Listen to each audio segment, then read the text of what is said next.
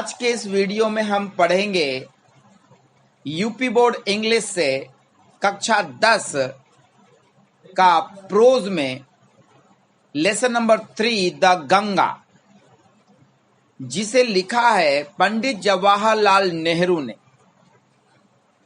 जिनका जन्म 1889 को हुआ था और जिनकी मृत्यु 1964 को हुई थी। वास्तविकता में यह जो पाठ है यह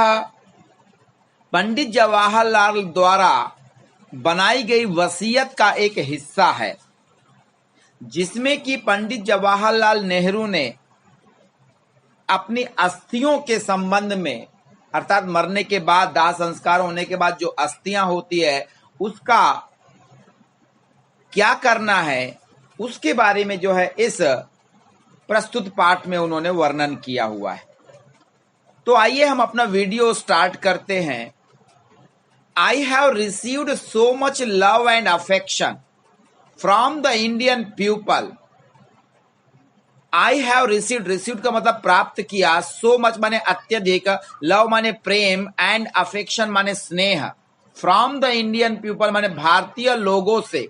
मैंने इतना अधिक प्रेम और स्नेह प्राप्त किया दैट कि nothing that I to do, कि मैं चाहे जो कुछ करूं, कैन रीपे नहीं चुका सकता, इवन माने यहां तक कि ए स्मॉल फ्रैक्शन मीन्स अंश,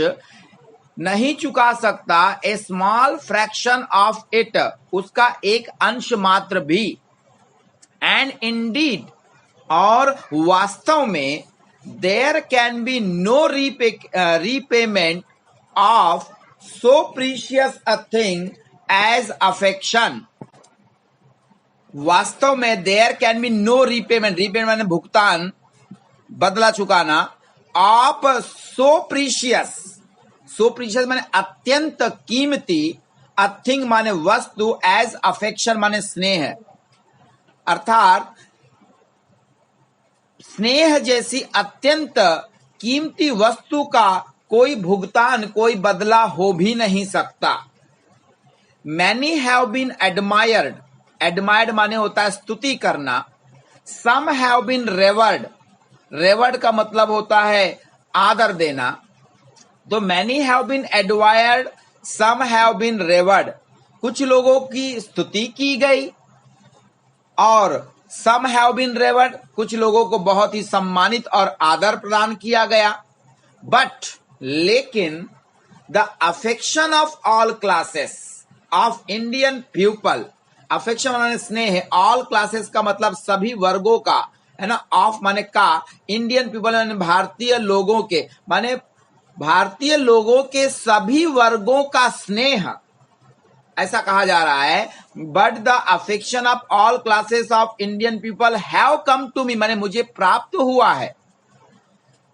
पंडित जवाहरलाल नेहरू कह रहे हैं कि भारत के सभी वर्गों के लोगों का अफेक्शन मुझे प्राप्त हुआ है इन सच एबंडेंट मेजर, सच माने इतना, एबंडेंट माने प्रचुर और मेजर माने मात्रा, इतनी प्रचुर मात्रा में, दैट मीन्स कि I have been overwhelmed by it, कि मैं उससे माने स्नेह से, इट का मतलब ओवरवेल्म्ड मतलब भाव विभोर हो गया हूं, अर्थात अत्यंत प्रसन्न हो गया हूं। I can only express the hope that in the remaining years, मैं एक्सप्रेस माने व्यक्त करना, द होप माने आशा, मैं मात्र यह आशा व्यक्त कर सकता हूं कि इन द रिमेनिंग ईयर्स मतलब मेरे शेष बचे हुए वर्षों में, आई मे लिव मतलब जब तक मैं जीऊं, I shall not be unworthy of my people and their affection, मैं अपने लोगों और उनके स्नेह का अयोग्य साबित नहीं होऊंगा। आगे देखते हैं। To my innumerable comrades and colleagues, to my innumerable, innumerable असंख्य, मेरे असंख्य साथियों एंड कलीग्स माने सहकर्मियों के प्रति I owe an even deeper depth of gratitude, gratitude माने उदारता, डेप्थ माने ऋणी होना, I owe an even deeper depth of gratitude. Nehru ji कह रहे हैं कि मैं अपने साथियों और सहकर्मियों के उदारता का और अधिक ऋणी हूं। We have been joint partners in great undertakings, हम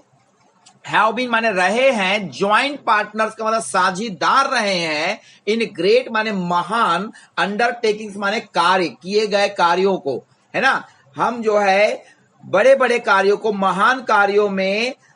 साझीदार रहे हैं। एंड हैव शेयर्ड, और हमने बांटा है, द ट्रायम्फ माने विजय, एंड सॉरोज माने पराजयों को, विच इनएविटेबली, इनएविटेबली माने अनिवार्य रूप से, एकम्पनी माने प्राप्त होना, देम माने उनमें, उनमें प्राप्त होने वाली जय और पराजय को, ट्रायम्फ एंड सॉरोज का मतलब होता है जय और पराजय को हमने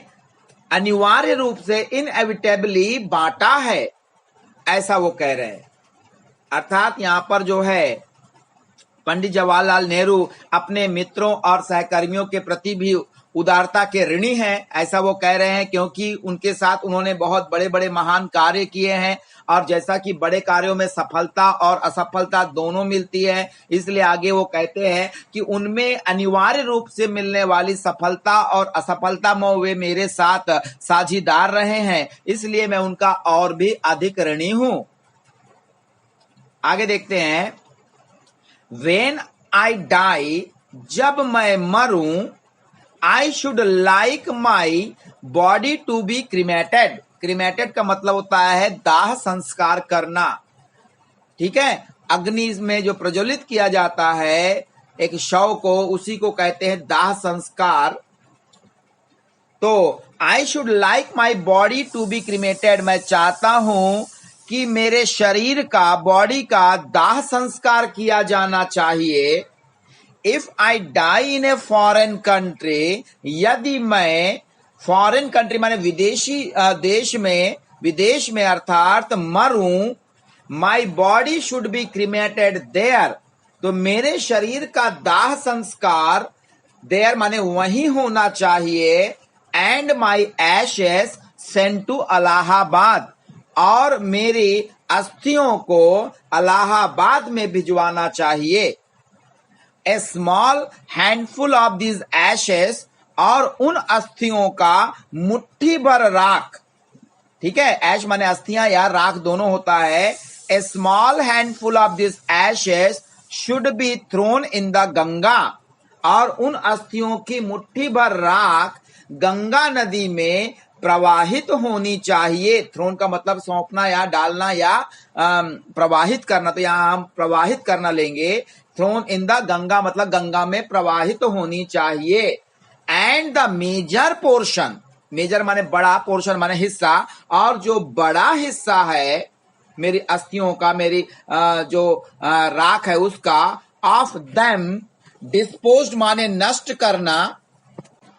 इन द मैनर माने तरीके से, इंडिकेटेड बिलो, इंडिकेटेड माने दर्शाना और बिलो माने नीचे। और आगे कहते हैं कि मेरे अस्थियों का जो बड़ा हिस्सा है उसे नीचे दर्शाए गए तरीके से नष्ट करना चाहिए।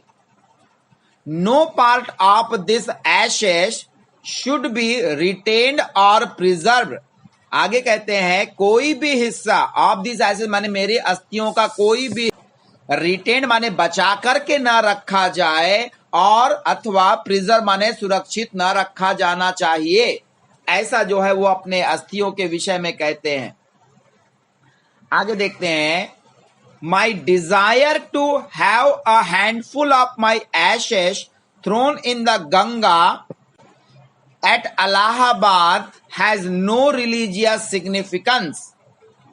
माई डिजायर माने मेरी इच्छा, to have a handful of my ashes thrown in the Ganga, अर्थात गंगा में जो मेरी इच्छा है मुट्ठी भर राख प्रवाहित करने की।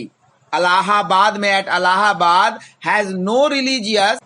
उसका कोई रिलीजियस माने धार्मिक, सिग्निफिकेंस माने महत्व, उसका कोई धार्मिक महत्व नहीं है। सो फार एज, आगे लेखक कहते हैं सो फार एज माने जहां तक कि, आई एम कंसर्न, मेरा मानना है या जहां तक मैं मानता हूं, I have no religious sentiment, sentiment माने भावना, मेरी कोई धार्मिक भावना इन द मैटर माने इस विषय वस्तु में नहीं है। I have been attach to the Ganga and the Jamuna rivers in Allahabad. I have been attach, attach माने जुड़ा रहा हूं, मेरा लगाव रहा है, टू द गंगा माने गंगा से, एंड द जमुना, और जमुना से, दोनों नदियों के नाम है आप जानते हैं, गंगा और जमुना नदी से मेरा लगाव रहा है, जुड़ाव रहा है इन इलाहाबाद में। एवर सिंस माई चाइल्डहुड, मतलब मेरे बचपन से, ever since my childhood, childhood माने बचपन, एवर सिंस माने होना से होना, मेरे बचपन से मेरा लगाव रहा है। As I have grown older, और जैसे जैसे मैं बड़ा हुआ, दिस अटैचमेंट, यह लगाव, हैज ऑल्सो ग्रोन, यह लगाव भी बढ़ता गया। आई हैव वॉच्ड, मैंने देखा है, देयर वेराइंग, वेराइंग माने विभिन्न प्रकार के, अलग अलग, मूड्स माने व्यवहारों को,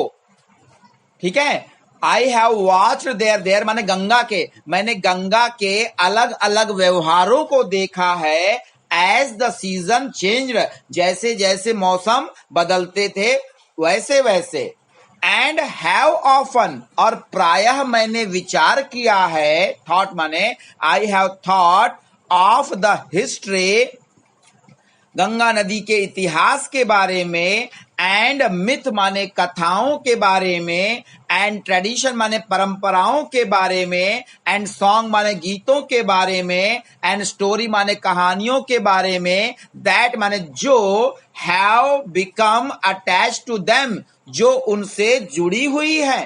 अर्थात गंगा नदी का जो इतिहास रहा है, उनकी जो कथाएं रही हैं, परंपराएं रही हैं, गीत और कहानियां रही हैं, वो जो उनसे जुड़ी हुई हैं, उन सबसे मेरा जो है लगाव रहा है, और मैंने उनके बारे में विचार किया है। थ्रू द लॉन्ग एजेस माने सदियों से, and become part of their flowing waters, और उनके बहते हुए जल का भाग बन गए हैं। पार्ट माने भाग, फ्लोइंग वाटर्स का मतलब बहते हुए जल का भाग बन गए हैं। ऐसी कथा कहानियों और इतिहास के बारे में मैंने विचार किया है, ऐसा जो है पंडित जवाहरलाल नेहरू आगे कहते हैं। आगे क्या कहते हैं देखिए, द गंगा स्पेशली माने विशेष रूप से, is the river of India,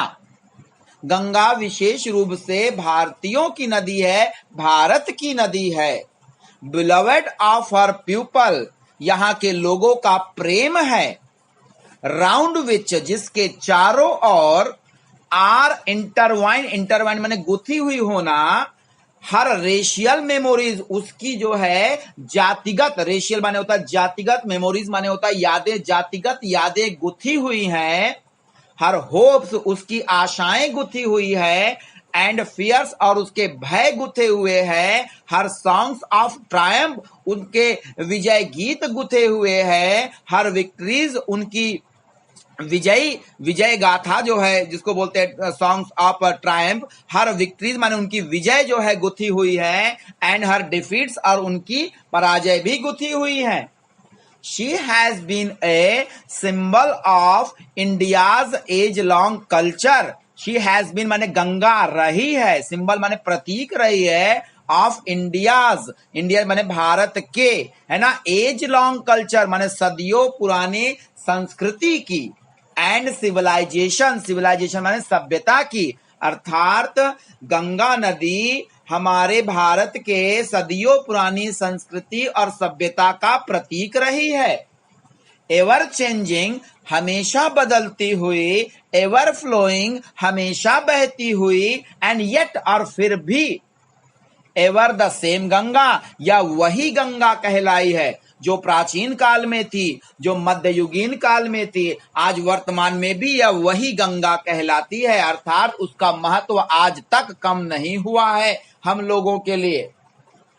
आगे क्या कहते हैं देखिए, she reminds me,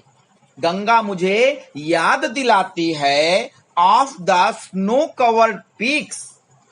snow covered माने बर्फ से आच्छादित, पीक्स माने चोटियों की, बर्फ से आच्छादित चोटियों की, एंड द डीप डीप माने गहरी, वैलीज माने घाटियां, ऑफ द हिमालयास माने हिमालय की गहरी घाटियों की याद दिलाती है, which I have loved so much, जिनसे मैंने अति प्रेम किया है। अर्थात नेहरू जी कहना चाहते हैं कि जिन बर्फ से आच्छादित चोटियों और गहरी हिमालय की घाटियों से मैंने अत्यंत प्रेम किया है, उनकी याद, उनका स्मरण जो है मुझे गंगा नदी कराती है। ऐसा इसलिए कहते हैं क्यों करके आप जानते हैं कि गंगा नदी पहाड़ों की चोटियों से निकल करके आ रही है और वहां से होते हुए जो है वह हिमालय की घाटियों से होते हुए जो है मैदानी भाग में आती है, इसलिए उन्होंने ऐसा कहा है यहाँ पर। And of the rich and vast plains below, rich मतलब यहाँ पर उपजाऊ, एंड वास्ट माने विशाल, प्लेन्स माने मैदानी भाग, बिलो माने नीचे। तो यहां पर पंडित जवाहरलाल नेहरू कह रहे हैं कि और of the rich and vast plain below, मतलब नीचे के जो है अत्यंत उपजाऊ मैदानी भागों की भी मुझे याद दिलाती है, वेयर जहां माई लाइफ मेरा जीवन, एंड वर्क माने मेरा कार्य, हैव बीन कास्ट, कास्ट माने ढलना है ना, जहां पर मेरा कार्य जो है ढले हैं। ठीक है, मेरा जीवन और मेरा कार्य ढले हैं। ठीक है, आगे देखते हैं, smiling and dancing in the morning sunlight, smiling मतलब मुस्कुराती हुई, एंड डांसिंग मतलब नाचती हुई, इन द मॉर्निंग सनलाइट माने सूर्य के प्रकाश में, सुबह के सूर्य के प्रकाश में गंगा मुस्कुराती हुई और नाचती हुई नजर आती है। And dark and gloomy, dark means अंधकार युक्त, एंड ग्लूमी माने निराश, एंड फुल ऑफ मिस्ट्री और रहस्य से परिपूर्ण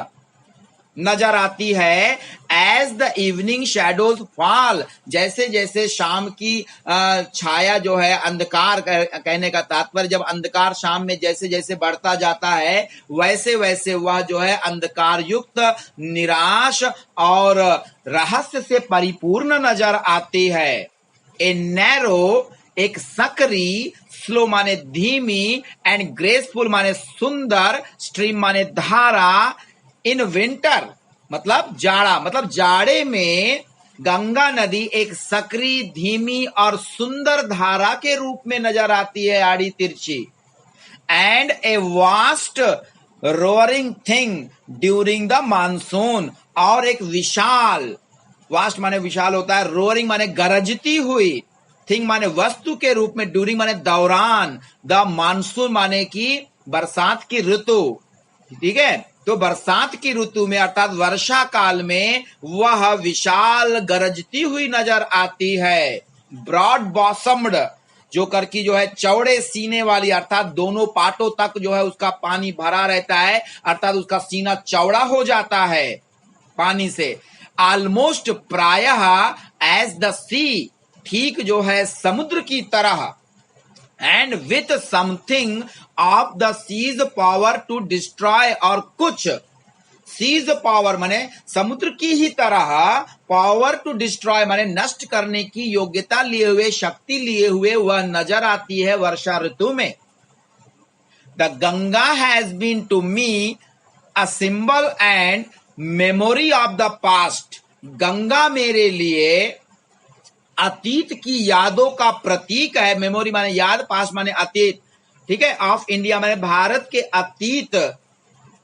का प्रतीक है, रनिंग इनटू द प्रेजेंट, जो वर्तमान में भी बह रही है, and flowing on to the great ocean of the future, future माने भविष्य, और भविष्य रूपी विशाल महासागर की ओर वह बह रही है, अपने भविष्य रूपी महान महासागर की ओर वह बह रही है।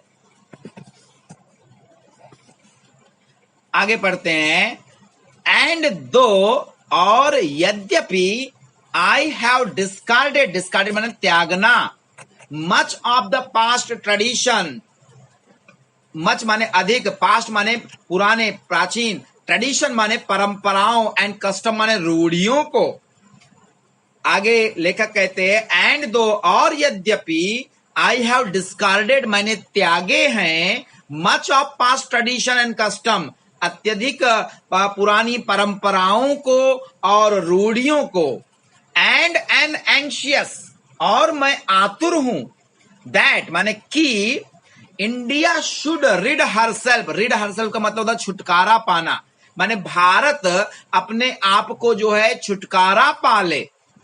ऑफ ऑल द शैकल्स, उन सभी बंधनों से, शैकल्स माने यहां पर जो है बंधन या साकर, ठीक है, उन साकरों से अपने आप को मुक्त कर ले, दैट बाइंड, जो उन्हें बांधे हुए हैं। अर्थात यहां पर जो है नेहरू जी कहना चाहते हैं, ऐसी रूढ़ियां और ऐसी परंपराएं जो हमारे विकासोन्मुख नहीं है, विकास में बाधक है, उनके लिए यहाँ पर पंडित जवाहरलाल नेहरू कह रहे हैं कि मैंने तो त्याग दिया है, और मैं चाहता हूं कि भारत भी जो है, मतलब भारत के लोग भी जो है ऐसी जो है बाधक रूपी जो परंपराएं और रूढ़ियां हैं, ठीक है, जैसे कि जातिवाद, अंधविश्वास, इस प्रकार की जो रूढ़ियां हैं, बलि प्रथा जो रूढ़ियां हैं, उन्हीं के बारे में यहाँ पर ये कह रहे हैं कि ऐसी रूढ़ियों को मैं चाहता हूं कि भारत जो है त्याग दे, क्यों करके ये जो है उनके कंस्ट्रेन हर, क्योंकि वह उन्हें जो है कंस्ट्रेन माने कैद करना, उनको बांधे हुए है, एंड कंस्ट्रेन मतलब उनको कैद किए हुए है, एंड डिवाइड हर पीपल, और उनके लोगों को बांटे हुए, जैसा कि आप जानते हैं कि हमारे देश में जातिवाद की जड़ें इतनी गहरी है, जिससे कि लोग जो है बटे हुए हैं, उसी को यहाँ पर दृष्टिगत रखते हुए जो है पंडित जवाहरलाल नेहरू कह रहे हैं कि लोगों को जो बांटे हुए हैं, ऐसी परंपराओं को, ऐसे अंधविश्वासों को त्याग दें। सप्रेस, सप्रेस माने दबाना, वास्ट नंबर माने बड़ी संख्या में, ऑफ देम माने बड़ी संख्या के लोगों को जो है दबाती हैं, ऐसे जो है मतलब जो है रूढ़ियां परंपराएं जो सभी लोगों के, सभी वर्गों के लोगों का विकास करने में बाधक हैं, ठीक है, and prevent the free development of the body and the spirit, और ऐसी रूढ़ियां परंपराएं जो प्रिवेंट माने रोकती हैं, the free development of the body माने मुक्त शारीरिक विकास को, एंड द स्पिरिट माने मानसिक या आध्यात्मिक विकास को जो रोकती है, ऐसी रूढ़ियों और परंपराओं को मैं चाहता हूं कि भारतीय लोग जो है उससे अपने आप को मुक्त कर लें। आगे देखते हैं, दो यद्यपि, आई सीक ऑल दिस, यद्यपि मैं यह सब चाहता हूं कि भारतीय लोग जो है अंधविश्वास और जातिगत जो भेदभाव की जो रूढ़ियां हैं उनको त्याग दें, फिर भी, यट माने फिर भी, आई डू नॉट विश, फिर भी मैं इच्छा नहीं रखता हूं, टू कट माई सेल्फ, अपने आप को अलग करने की, कट ऑफ कहा गया, my self cut from that माने से, उस पास्ट कंप्लीटली माने उस जो है पास्ट से माने उस अतीत से पूर्ण रूप से मैं अपने आप को अलग करने की इच्छा नहीं रखता हूं, क्यों करके उस अतीत में केवल जो है ऐसी ही रूढ़ी परंपराएं नहीं है जो बाधक हैं, बल्कि ऐसी भी रूढ़ियां परंपराएं हैं जो हमें उन्नतशील है, हमारे लिए, हमारे देश के लिए। इसलिए उन्होंने यहां पर यह बात कही है कि दो आई सीक ऑल दिस, यद्यपि मैं यह सब चाहता हूं, फिर भी I do not wish to cut myself off, लेकिन फिर भी मैं अपने आप को पूर्ण रूप से अलग करने की इच्छा नहीं रखता हूं, दैट पास्ट कंप्लीटली माने उस अतीत से पूर्ण रूप से। क्यों? क्योंकि आई am proud of that great inheritance, क्योंकि मुझे उस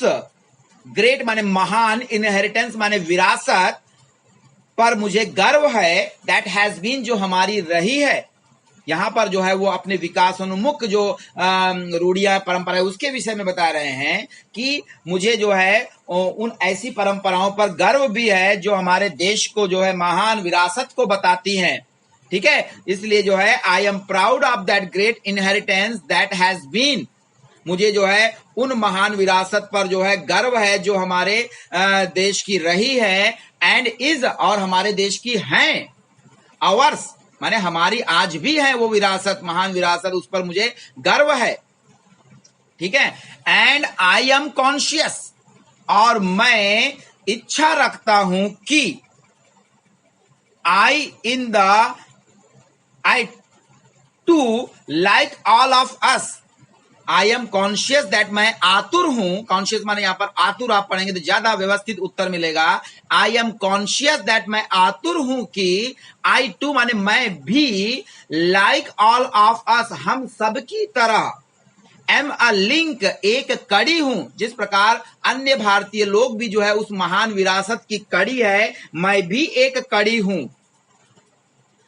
इन द अनब्रोकन चैन, वह जो है कभी न टूटने वाली चैन की, साकर की मैं भी कड़ी, माने जो महान विरासत रूपी जो साकर है उस साकर की मैं भी एक कड़ी हूं सभी भारतीयों की तरह। Which goes back to the dawn of India's history in the immemorial past of India, जो जाती है, गोज बैक मैंने जो साकर जाती है, टू द डॉन, डॉन माने प्रारंभ काल ऑफ हिस्ट्री, माने इतिहास के प्रारंभ काल में, अर्थात जहां से इतिहास लिखना प्रारंभ हुआ है वहां से जो हमारी महान विरासत चली आ रही है, विरासत रूपी जो चैन चली आ रही है, उसका जो है मैं भी एक कड़ी हूं,